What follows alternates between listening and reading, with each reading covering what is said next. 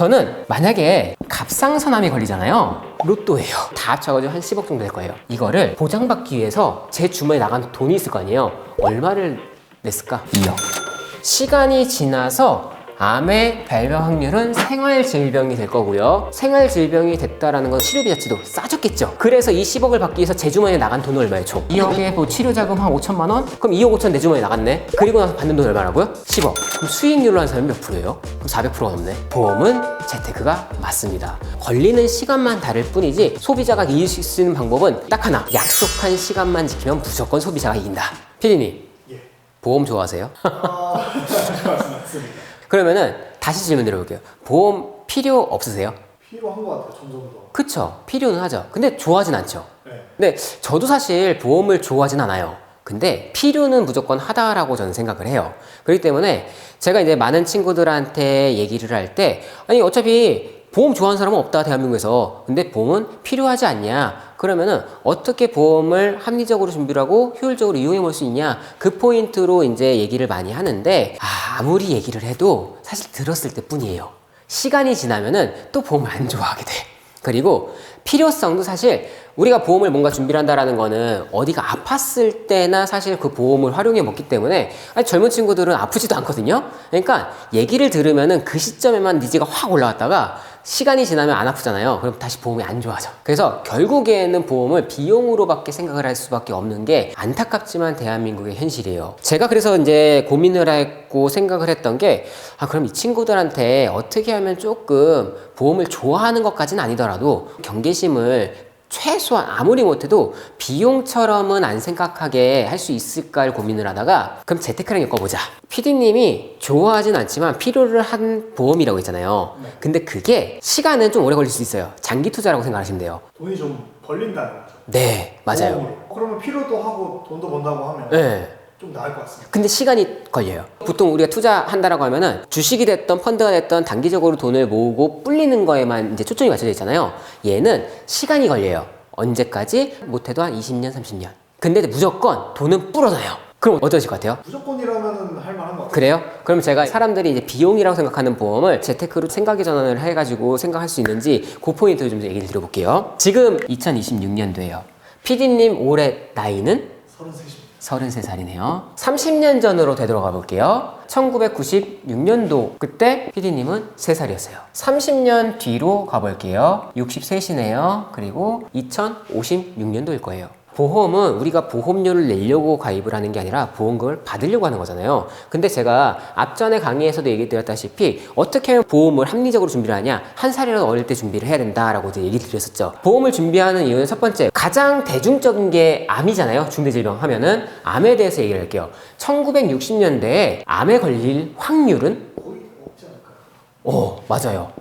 10명 중에 1명 걸렸어요. 그러면은 지금 현재 2026년에 암에 걸릴 확률 몇 명 중에 몇 명일 것 같으세요? 10명 중에? 꽤 높아졌어요.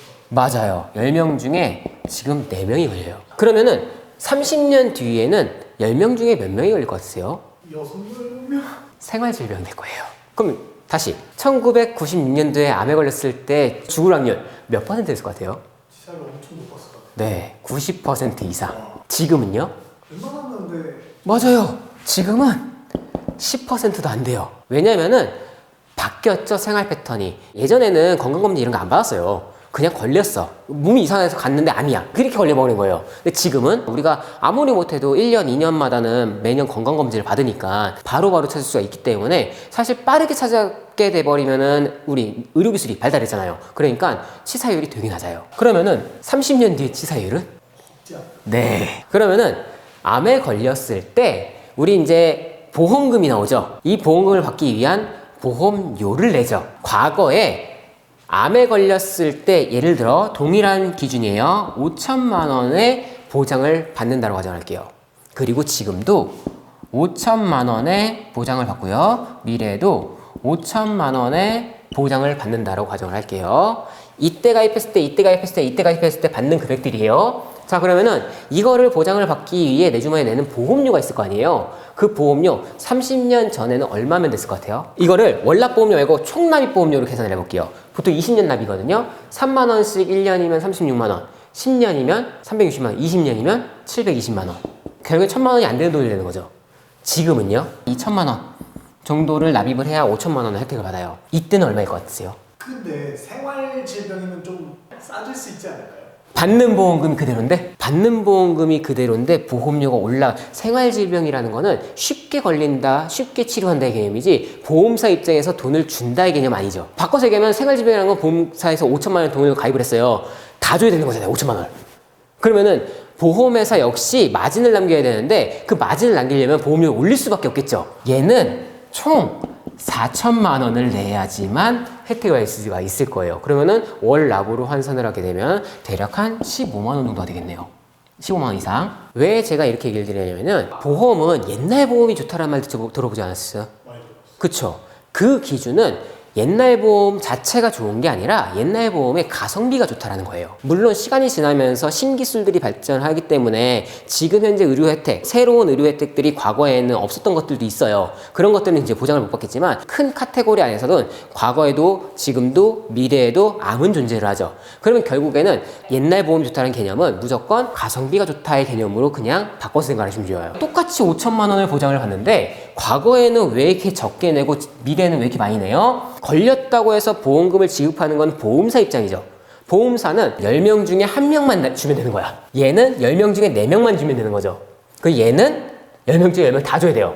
그러니까 그 차액분, 매출액, 마진을 남기려면은 이 차이가 많아야지만 사실 회사 입장에 남는 게 커지겠죠. 그러니까 줘야 되는 돈의 확률이 올라가다 보니까 당연히 들어오는 돈도 올릴 수밖에 없겠죠. 우리는 2026년 현재를 살아가고 있죠. 보험을 준비를 한다는 게 지금 보장받으려고 준비하는 거예요? 미래에 보장받으려고 준비하는 거예요?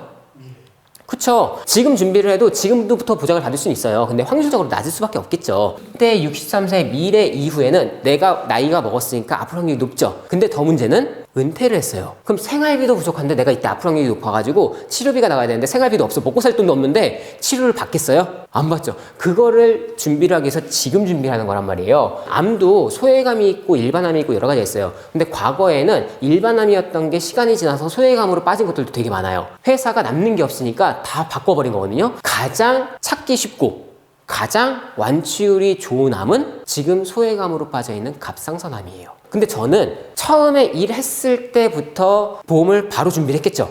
그럼 그때 당시에 갑상선암은 저는 일반암이었어요. 제가 준비해 놓은 기준, 저는 만약에 갑상선암이 걸리잖아요. 로또예요. 집 한 채가 생겨요. 진단비, 수술비, 입원비 등등등 치료자금 다 합쳐가지고 한 10억 정도 될 거예요. 그러면은 저는 이거를 보장받기 위해서 제 주머니에 나간 돈이 있을 거 아니에요. 얼마를 냈을까? 총 내봐야 2억. 근데 저는 얘를 우리 보험을 지금 혜택 받으려고 준비하는 게 아니잖아요. 미래에 혜택 받으려고 준비하는 거죠.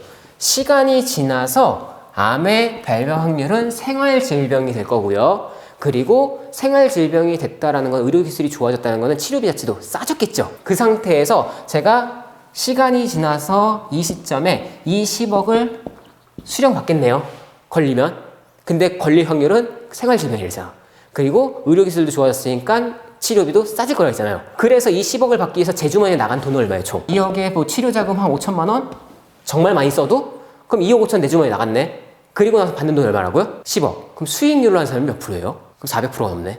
근데 이거는 확정이죠. 기간 수익률로 따지면은 오래 걸릴 수도 있겠지만 사실 우리가 이 암이라는 중대질병은 언제 어떻게 뭐가 걸릴지 모르는 거잖아요. 그럼 만약에 이게 저는 이렇게 계산을 했지만 더 당겨서 걸린다고 하면 기간 수익률은 훨씬 더 높아질 수밖에 없겠죠. 물론 이 얘기가 100% 맞지 않을 수도 있어요. 근데 과거에서부터 이렇게 흘러왔고 그리고 이 흐름의 방향성대로 간다고 하면 이렇게 될 가능성이 높을 거예요. 무조건 이렇게 될 거니까 이렇게 준비하세요. 이 개념이 아니라 어차피 보험은 필요하다. 그럼 보험을 준비를 해야 된다라고 생각을 한다라고 하면은 지출이 아니라 비용이 아니라 재테크로라도 생각을 할 수도 있겠네. 그럼 재테크로 받을 수 있는 돈으로 하고 생각할 수 있다라고 하면은 어차피 필요해서 준비해야 될 거 어떻게 하면 합리적으로 준비해가지고 어떻게 하면 효율적으로 이걸 받아먹을 수 있을까? 이 포인트를 고민을 하시는 게 가장 합리적이다라고 저는 얘기를 드려요. 하실래요? 어떻게 보면 투자랑 네. 같은 것 같아요. 맞아요. 방법만 다른 것 뿐이지 걸리는 시간만 다를 뿐이지 결국엔 보험이 됐건 투자가 됐건 어떤 금융상품이 됐건 저는 무조건 소비자가 이길 수 있는 방법은 딱 하나. 약속한 시간만 지키면 무조건 소비자가 이긴다. 우리는 지금 가지고 있는 건 현금이잖아요. 그 현금을 바탕으로 살면서 많은 일들이 발생할 텐데 그 내가 지금 들고 있는 이 현금으로 이 발생한 일들을 해결을 하려고 하면은 돈이 턱없이 부족할 수밖에 없어요. 그러면은 지금 가지고 있는 현금을 바탕으로 앞으로 살아가면서 발생할 것들에 대해서 가장 합리적인 금융상품들로 치환을 해서 준비를 한다라고 하면은 내가 손에 들고 있는 현금은 줄어들겠지만 이렇게 준비해놓은 얘네들 바탕으로 얘는 이 목적으로 사용해, 얘는 이 목적으로 사용해, 얘는 이 목적으로 사용해 하라고 하면은 똑같은 현금을 가지고도 훨씬 더 효율적으로 뭔가를 만들어갈 수 있다라고 저는 얘기를 드려요. 이게 재테크 자산관리의 포인트다. 그래서 저는 자산관리사이지만 무조건 보험은 같이 준비하셔야 된다라고 무조건 얘기를 해요. 나는 죽을 때까지 안 아플 거예요. 나는 죽을 때까지 뭐 병원 안 갈 거예요. 그렇게 100% 확신을 하시는 분이 있다라고 하면은 그 돈 보험 준비하지 말라고 해요. 차라리 그 돈을 투자하시라고 해요. 근데 만약에 본인이 0.1%라도 내가 그렇게 될 수도 있을 것 같다라고 생각하면은 무조건 보험은 준비를 해야 된다라고 얘기를 드린다. 보험은 재테크네요. 네, 보험은 재테크가 맞습니다. 근데 제가 얘기하지 않았나요? 재테크가 무엇인지 불리고 지키고 거기에 지키고의 절세와 보험이 있었잖아요. 그러니까 당연히 보험도 재테크의 한 분야인 거죠.